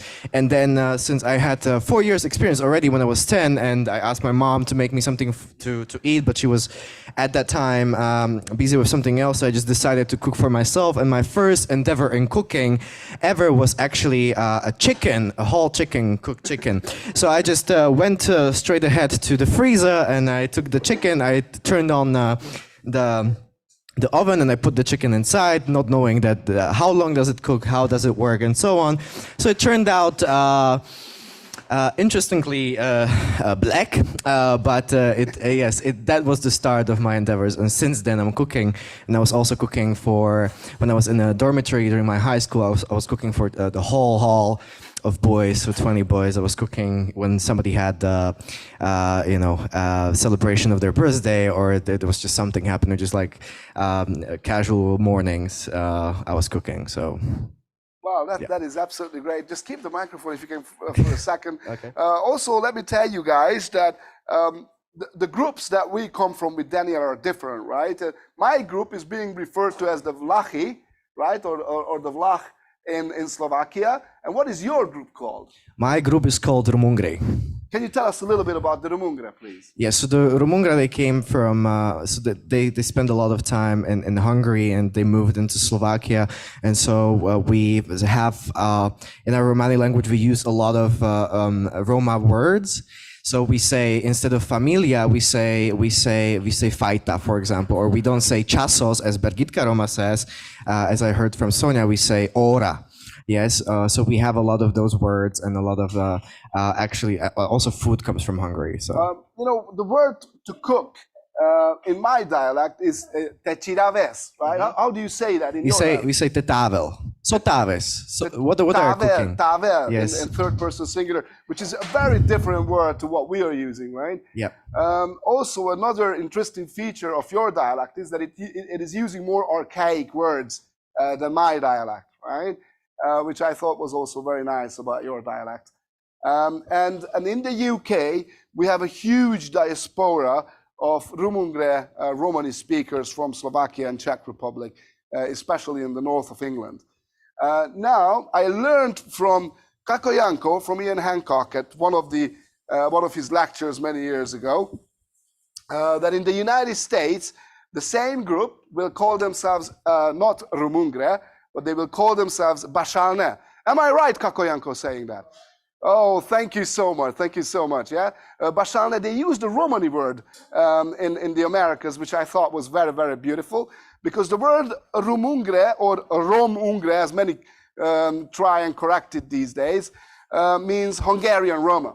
So when Daniel said, we are using the Romani word for family, and he said faita, it is actually a Hungarian word, which probably Daniel doesn't know yet. He knows, right? So faita is a Hungarian loan word. That is something we do. Like many Hungarian Roma will take loan words from the previous country of destination, which would be Romania, for example, and they would use Romanian loan words. Or as my family, in Page, we are using a lot of Serbian loan words, etc.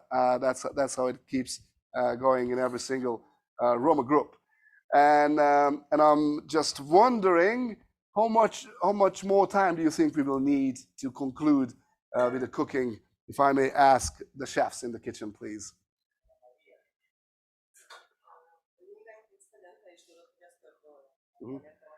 Yeah, so it's, Maria is telling me, I don't understand your question. As you know very well, it will take at least 2 hours.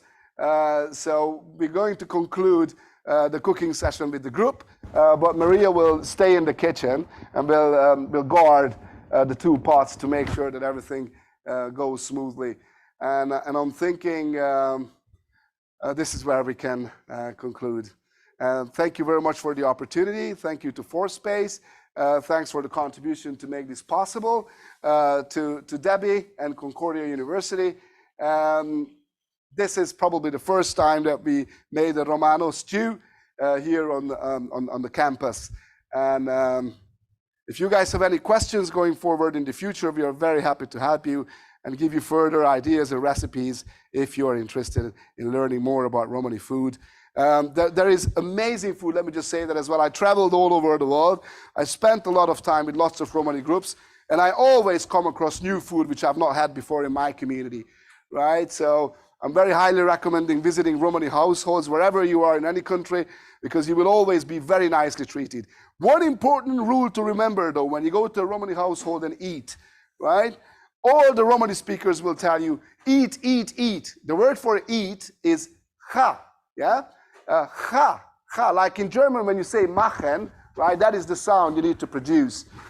So 1, 2, 3, ha, ha, ha, yeah?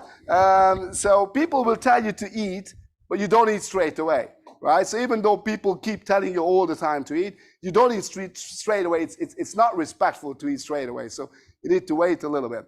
Another rule we have in Pachiv related to eating is that you don't eat until you get the job done on the day, right? That's not a thing I grew up with. You're not supposed to eat your meal until you finish your work, right? I'm not too sure if you guys have that in your culture too. So I'm thinking I could carry on, but I think there's another activity coming. So there's another 4 minutes. Is there? 5 minutes. If there is another 5 minutes, I could, I'm really sorry that I missed the music session this morning. It was because we've been preparing this very delicious food. Actually, whoever tasted it so far, sad, and doesn't live in the Romani world, sad. It's a very unusual and very nice taste, right? So I'm very highly recommending it to everyone, especially the non-Romani speakers who are not familiar with Romani taste. Goulash, Hungarian goulash is similar, but when Hungarian speakers come and taste our food, they also say it is different to theirs, right? So what we do normally, Romani speakers, is we always take the local food and we make it better. Basically, that's what we do. And we're doing the same thing to music, right? We always take the local music and we spice it up, like we're spicing up our food, right? And we're doing the same to mainstream languages, by the way. So that is a very typical Romani custom. We like improving things and making things better, right? So there is a hip-hop song which I was going to share with you this morning. I write hip-hop myself, right? But I also write lyrics for others. 15 years ago it was. One of the Romani singers came to me and asked me to write him lyrics for a song.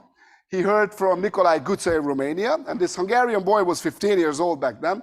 His name was Little Grofo. And Little Grofo came to me showing me this Guță song and said, well, look, Uncle Juice, can you translate this for me into Romani language so I can sing it? And I said, no, because the words are really crap. I'll give you some nicer words. And then he was telling me, okay, so what words are you going to give me, Uncle Juice? And I said, well, look, why don't we try and make white Hungarians sing in Romani language? And he was telling me and his dad, but that's impossible. They will never, ever learn Romani language. It is impossible for an outsider to learn our language. And I said, well, let's do it in a cunning way, right? Let's make them think they are singing Romani. So just a couple of words we gave them. And this is the words that since then have become very famous in Hungary. This song, and then Vica will know who I'm talking about, got this boy in the mainstream world. Moreover, he's been the most successful entertainer in Hungary since then. It's unbelievable, right? But this song got him into the king's seat. So basically, the words are Me sim chavo Romano Taisin Italiano. Ferrari, Roma, Milano, Messim Italiano, right? I wrote these words in about 30 seconds, right? And I didn't think that it would end up being a huge hit. That's my opinion about pop music. I'm not too big fan of pop music. They don't have too much value in it. But Lil Grofo got very famous with that song, right? And then the hip hop verse, which I'm going to give you now, is this. Ternet sin ne shavorora samas. Čiže nasa same so deši nadas. Amari de jori sogodizu mavulas bučije morčanca sako djesu velas. Naduvar na panjvar, belas pašaj šelvar. Nasa me te hos pos sekanjan te randas. Te mudaras te shingras, lengi korte shinas. Ande ete yara, lengo ratte mukas. That's it. I'll just stop here, right? This is about food making, right? And childhood, right? Oh, and Hannah's dad is over there. Mr. Earl Zimmerman, very nice meeting you. Let me congratulate you on your daughter. She delivered such a moving speech the other day that we're still talking about it, right? And congratulations. I've not had a chance because since then, this is the first time I see you. Congratulations and thank you very much again for bringing these deep emotions and sharing the deep thoughts on behalf of all the youngsters here with the rest of the group. So keep coming and keep growing, please. Yeah? Thank you very much. Congratulations again, Mr. Zimmerman, for your daughter and for your family. Yeah, is there any questions you guys want to give us before we move on to the next section? Okay, okay. Mette di lábad. Na hip-hop te kell, te di lábad penes. Okay. No penap tu menge. Saste baktale zurale barvale taven savoražene. Sunto del tu mensa. Shune te remale nanumaya delindra nanumaya delindra te gindine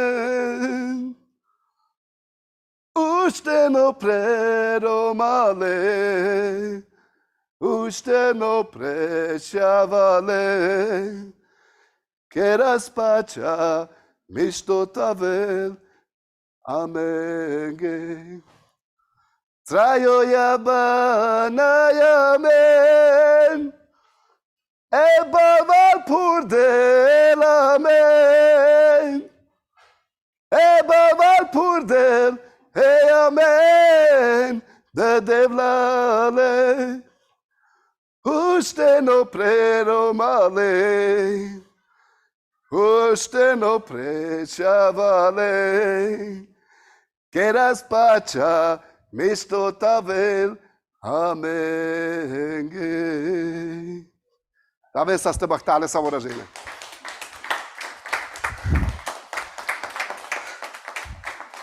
My wife is gonna hate me. I'm always putting myself in the spot, right? Sorry, guys.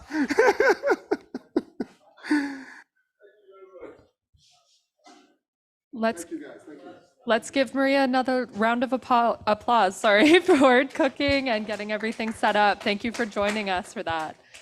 We will be getting started on the next section in about 15, 20 minutes, so we ask that you be back for then. Thank you so much, and we'll see you then.